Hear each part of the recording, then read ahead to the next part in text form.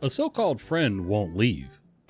My friend that I know from work started dating my housemate about 3 or 4 months ago. Since the first night that they were talking, she's been in our apartment.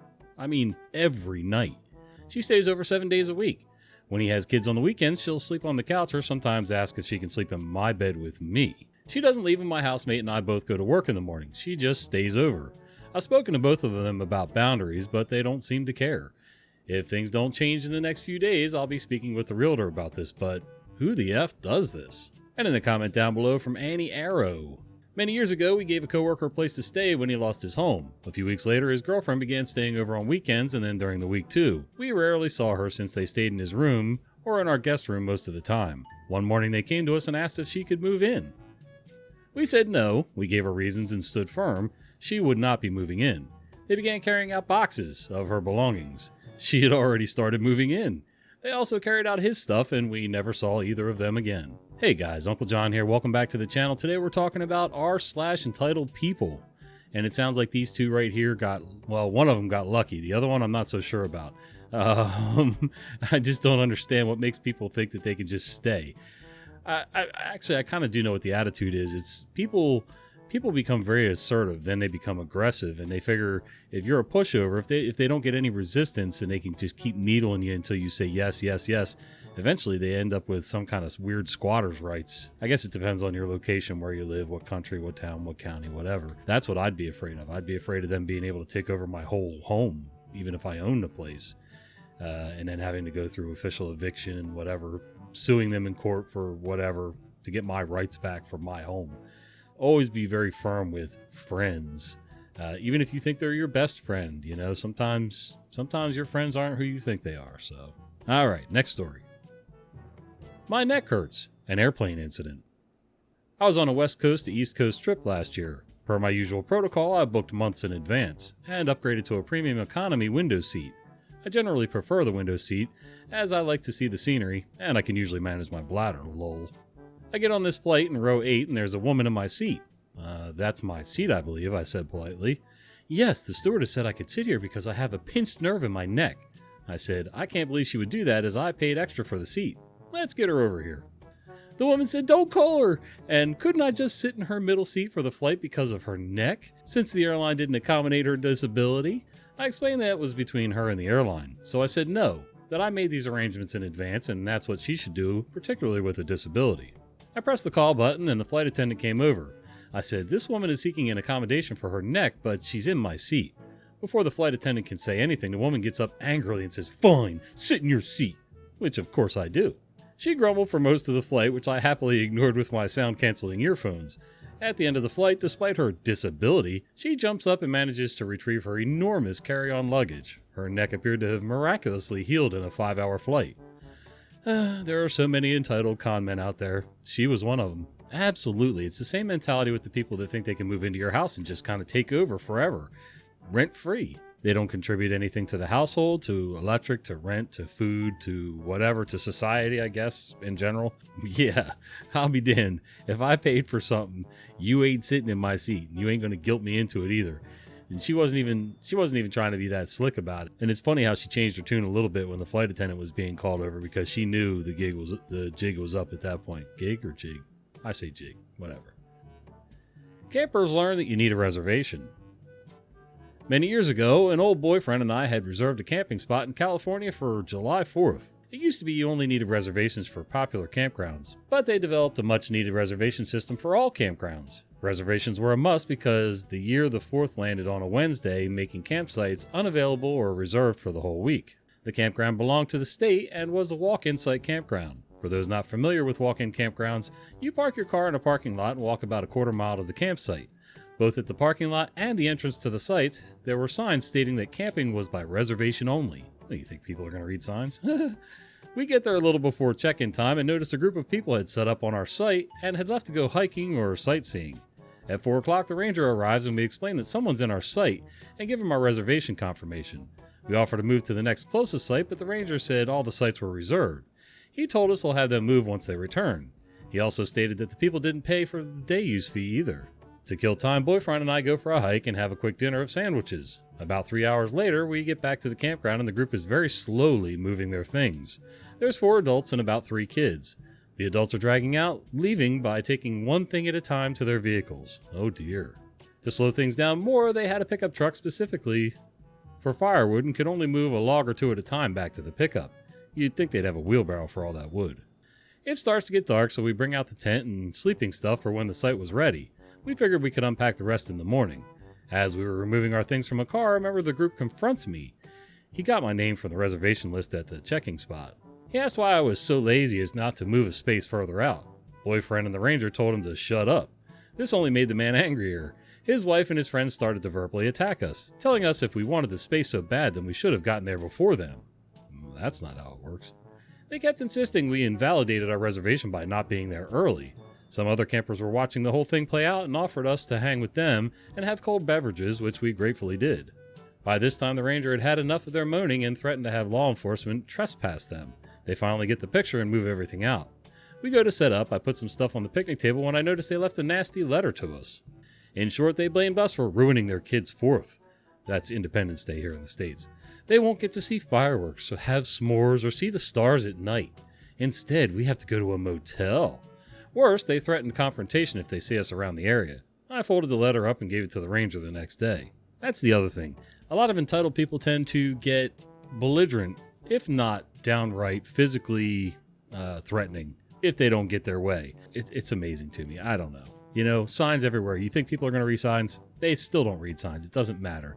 They're special. The rules don't apply to them. Well, that's just for the other people, not for me. You know, surely not. And don't even get me started on camping etiquette to begin with. You know, I pay for a site, and generally speaking, if a child happens to cross, onto part of my site when they're, going from one place to another, I don't usually make a big deal out of it. But when they start making themselves at home on my site and thinking that the food on our table is somehow an extension of the food or lack thereof on their table at their site, or the neighbors let their dogs loose and when there's obviously a leash rule to keep your animals from going site to site, stealing food, being nasty with other campers, which they can be. I've almost been bit a couple times. I mean, come on. That is my rented spot for the weekend, the week, or even if it's only for a night. That is my spot that I paid for. Have a little bit of common courtesy and respect my space. I mean, it's already bad enough half the people in campgrounds don't follow the noise ordinances for that campground, the quiet hours, but I don't know. People suck. What can I say? My sister ate half of my pizza without asking me. I've been away from home since Thursday or Friday, and I just came home today, and I still had half a pizza that I got earlier. I left it on the kitchen counter and went up to my room. When I came back down, there's 1 slice left. And I actually did hear her heating something up, but I didn't think it was my pizza because I assumed she would have the decency to ask beforehand. It was a large pizza, so she must have eaten like over half of it. So I obviously lost it at her, and then she brought up the fact that I ate a bag of chips that she brought home one time, like last year. It's just so petty. What? Hold on. You just outed yourself, OP. Let me get this straight in my head. You're mad because she ate part of your pizza. Half of it, whatever. And you're calling it petty. Yet, a year ago, you ate a bag of chips that she brought home. Now, I saw some of the comments down below just now, and some of the people said, well, a bag of chips doesn't equate to half a pizza. Bullshit. If it ain't yours, you don't touch it. You ask first. It doesn't matter if it's a bag of chips, a stick of gum, or a half a pizza. I don't care. You don't touch what ain't yours. And I don't care that you're family either. Oh, by the way, if you think it's so petty and unfair, that she does this because you did that, whatever, why were you eating her food? It sounds like the two of you do this back and forth to each other and you're just both assholes, so whatever. Get on here talking about entitled people. You're one of the entitled ones. Woman tries to guilt my family into giving her a seat we reserved. Once I was at a parade in my city. My entire extended family was there, so think about 15 people total. My grandpa had reserved some seats for us all. We get there and a woman and her kid were sitting in 2 of them. My grandpa told her we reserved them. She looks at her daughter and says, well, I guess we better give him his seats, probably expecting us to feel bad and say, oh no, it's okay. We didn't. Instead, our group just stared until she got up with her kid and left. Gotta give them the evil stare sometimes, or just the dumbstruck, who gives a shit stare. I'm going to sit here and make you feel as uncomfortable as possible until you're out of my sight. I got pretty good at some of those looks over the years between certain coworkers, certain employees, certain employers, children. Having your own children will develop certain tics and, involuntary movements and stares and things like that. So, yeah, sometimes a look is worth 1,000 words. Definitely. Don't move our bins. I'm assuming this is trash cans, not in the US. So we put our council bins out every week, and every week, without fail, someone parks in front of them, so they can't be collected, and we have to go through the process of contacting the council to come collect them. So this week I put our recycling bin just off the curb. We live near a university. You can easily fit 2 large or 3 small cars in the space in front of our house, even with the bin there. Well, this morning someone decided to move our bin because they didn't want to walk the extra 5 meters. I left a note on their car and it said, "Don't move our bins, they're there for a reason." Well, they decided to screw it up and throw it on our property. Lazy POS. Not everywhere in the States, but in a lot of places. I'll use where I live as a perfect example. Parking laws are a little weird in residential areas. There is no law. If there's legal parking on the street, there's no law or rule or ordinance or whatever that says that they can't park in front of your house. I don't care. Sometimes people park in front of our house. More often than not, we're parking in front of their houses because we have more people in our house with more vehicles. And we try to move them around so that no one person's getting abused by our constant parking in front of their house. One of the other rules in town is it's not against the law statewide as far as I'm concerned, but at least in this city and county, it's not illegal to park in front of somebody's driveway as long as there's legal parking along that street. It's an a-hole thing to do, yes, but it's not illegal. And I have a feeling that parking in front of the bins, trash cans, recycle or other, is not illegal either. So, I don't know. We're supposed to put the bins to the curb, not in the street.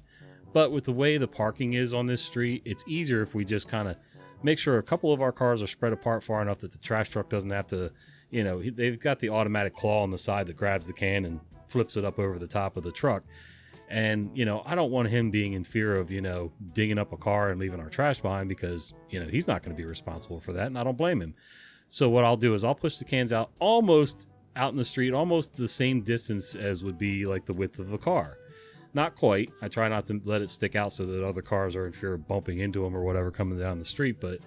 And I leave enough distance from bumper to bumper of the 2 cars on the street so that, he can comfortably pull up, space between the cans as well, so he can grab them, lift them, toss them, whatever. And for the most part, he seems pretty appreciative, and it's just less, trying to cut into the tight spots along the curb to grab these cans.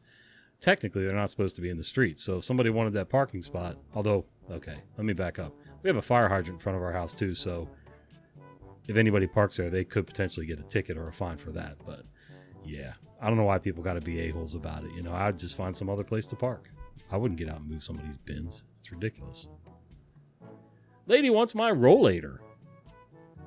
For those that don't know, a rollator is basically a walker on wheels. I had a stroke 6 years ago and my balance and vision got messed up. I can walk maybe 20 to 25 feet on a flat surface without help, but I need my rollator to take long walks and take it with me whenever I go somewhere. I normally have weekly groceries delivered to me at my apartment, but every month or 6 weeks, depending on schedules, my mom will take me to a specialty grocery store where I can get a lot of prepackaged meals that I just have to put in the microwave for a while.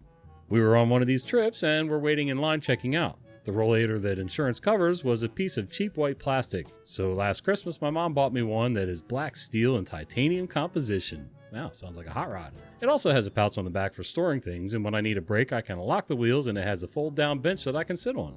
So while my groceries were being checked out, I folded out the bench and sat down waiting. When we were done, I got up and unlocked the wheels while my mom rolled out my cart of groceries. I had barely got 5 feet when a lady walked up and grabbed my rollator saying, "I'll take this." I said no and jerked it away from her and proceeded to follow my mom out to the parking lot. Usually my mom will load the groceries in the car while I leave the rollator on the side and walk my way to the passenger seat. After loading the groceries, my mom collapses the rollator and puts it on top of the groceries. This lady followed us out to the car and was waiting there, tapping her foot while we loaded the groceries. I didn't trust her, so I just stood holding the rollator. My mom said, "Go ahead, get in, it's unlocked." And I just shook my head no and tried to subtly point at the lady as to why I wasn't getting in. Mom understood and finished loading the groceries. When she was done, she came up to me, folded down the rollator while I walked to the passenger side door. Mom folded down the rollator, put it on top of the bags in the car, and was closing the door when the lady started shrieking about how we were stealing store property. I don't know if someone got him or what, but a manager type came out and asked what was going on. The lady screamed about how we were stealing the rollator and she needed to use it. The manager asked my mom about it and she said it was mine, and even showed him the plaques bolted on that had my name, emergency contacts, and medications and the schedule I was on in case I needed them. The lady kept screaming that she needed it now and that we were done. The manager told her that it was mine. It had information on it that pertained only to me, and that if she needed help they could find her a mobility scooter or something. She didn't like this and suddenly went from shrieking harpy to sweet old lady saying, well, maybe she could leave it here and I could use it and leave it when I'm done for them to come back and get. The manager asked, would that be okay with you? Really? He asked that? Oh my God, I would be so embarrassed. Hell no, lady, you can't have it. And my mom, knowing we would never see it again, said that we couldn't. We had other places to go where I would need it. The lady began screaming again while we just drove off. I don't know how it ended up for the manager, but I hope he survived it. From Empty J down below, I think people need to start carrying around rolled up newspapers everywhere. Someone tries to pull this, you smack them on the nose and tell them, no, bad human. Absolutely. Rolled up newspaper and a squirt bottle in the other hand. No, smack, squirt, squirt, squirt. No, bad human. Leave my shit alone. I don't understand how people think they're entitled to anything. It's just mind-blowing. I've seen people in the grocery store. Now, mind you, you haven't paid for the stuff yet, so technically it's not yours. But when it's in your cart, that's personal space, you know?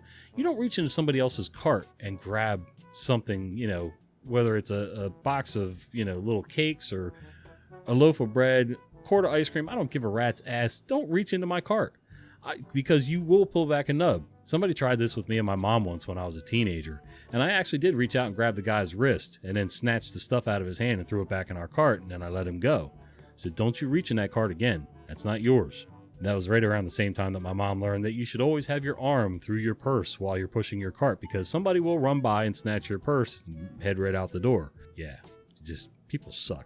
Did I already say that? No, I meant it. I thought they were house sitters. They think they're roommates. So we just got back from a week-long vacation. One of the guys my husband knows from board game nights needed a place to crash with his wife for a convention and some job search logistics in our city. And we have cats, so having them house sit seemed like a win-win. Gonna call the wife Bonnie and the husband Clyde.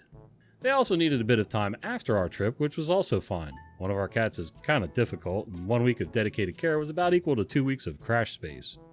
They asked us if they could maybe stay a bit longer based on how the job search went. We thought that meant a few days. I know we're all trying to do less guest culture, but if you're sleeping in someone's living room, how would that not mean a few days? They asked for 3 months. Feeling a bit put on the spot, we agreed to 1 month, but even then they're trying to tack a few more days on, until Bonnie's birthday. Now that I write this, I kind of wonder if some of the math is they won't kick us out on my birthday. My house isn't set up for roommates, it's barely set up for long visits. It has both my husband and I on edge. My husband is now in full bitch-eating crackers mood, where every little thing they do is setting him on edge. And of course, they do a lot of little things. Like leaving half-eaten food or half-drunk sodas out, or spreading out their stuff in a common area, which probably seems reasonable because we don't really have a private area for them. I'm really not sure why they'd want to be here for 3 months. They'll be in a bad place if we kick them out. Their old place, the one they want to move from, is about 3 hours away, and due to a paperwork snafu, Clyde can't legally drive right now. Bonnie has a job now, but during training it won't pay enough for them to get an apartment. It's not a good situation, and I don't want to put them in a worse spot, but they can't stay here forever. Honestly, having them here this past weekend, like we'd originally agreed, is a really big imposition. I have big logistically complicated events running each weekend, after that until mid-September, and I need the space to prepare. Is there a way to get them out of our house without torching friendships? No. Update. We know lawyers that specialize in evictions. Yeah, it's a nasty business, but the dark secret of lawyers is the more the firm looks like a Hallmark villain, the better the office culture is. Okay. If they really make us do it, we can do it pretty efficiently, and there's some social consequences that will follow for them. If they were thinking that was an option, that's going to get very ugly for them very quickly. Update the second. Something came up and they'd objectively be monsters if they tried to stay past the date we originally agreed on, so that's currently the plan, and we're not budging on it. They aren't monsters, they're just people who expect one solution to all their problems. I should clarify for the sake of Clyde. I should have said he can't legally drive his car, the paperwork hasn't anything to do with his license. Okay. Keep your fingers crossed, we shouldn't need to go the legal route, but I mean it when I say if it came to legally removing them, we have hot and cold running lawyers on tap alongside extremely friendly laws for property owners. and it would be a pain, but it would not be a drawn-out process and they wouldn't like the results. I'll either update this post when they're out or as a separate post if there's anything juicy. Cross your fingers I won't need a separate post. Final update. They're out. Bonnie tried to stage a medical thing while we packed their car, but we didn't stop loading their stuff, and in the end, she followed her stuff. So they're out on the day we originally agreed. They're going back to the small city, as far as I know. I really can't believe someone could act like my friend and then act entitled to squat in the common area of my house indefinitely. Oh, believe it. Like I said before, sometimes your friends aren't really your friends. They're just an acquaintance and they think that they can get away, well, they're going to try to get away with whatever they can. And sometimes having two of them, they'll play off of each other and really make life just total hell for you. I lived in a house once that we were renting. This was before Auntie Reddit. We were renting this house. The lady I was with had kids already, and we had one spare bedroom. This family was in dire need of a place to stay. We said we would rent them the room reasonably. I mean, when I say reasonably, it was dirt cheap. Let's put it that way. And they moved their stuff into the room. They didn't have much. It was a carload. So that worked out okay. They kept some stuff in their car, but they were able to get most of their stuff in their room. Now, granted, it's 2 adults and 2 children who were over the age of 10, I think. And, it wasn't real convenient, but we figured, okay, 6 months, we can suck it up and make this work. We tried to give them food storage in the kitchen where they could put their stuff. We were not going to share meals because it just logistically was not going to work. We didn't make much money. The house was not that big, so we were trying to make the best of a bad situation for them, which was now a bad situation for us. And they just kept pushing, kept taking advantage, kept tying up the shower, tying up the water, the hot water. They kept running us out of hot water when I was trying to get up and go to work the next day when none of them were going to work. The husband did have a job for a short while, but then he lost that for some reason. And it just got worse and worse and worse till finally one day I pushed him out the front door and stood there and told my wife, go find stuff or bodies. They're coming this way. And I finally put them out because they got nasty and rude with me when they were paying next to nothing for rent. Like I said, they were eating, a lot of their meals were our food. They weren't even buying their own food, and they qualified for services, whether it was food stamps, whatever. They qualified, but they never went down to get it. They would drive, so there's no reason for them not to go make an appointment and try to, sort it out. They just couldn't be bothered, so out they went that day. There was no ahead of time. There was no planning out. Well, I'll give you a week. Nope, gotta go. You want to run your mouth? You're out. Moral of the story, kids, watch who your friends are and watch what you do for your friends because they very well could take advantage and just take over. Anyway, till the next video, we'll see you.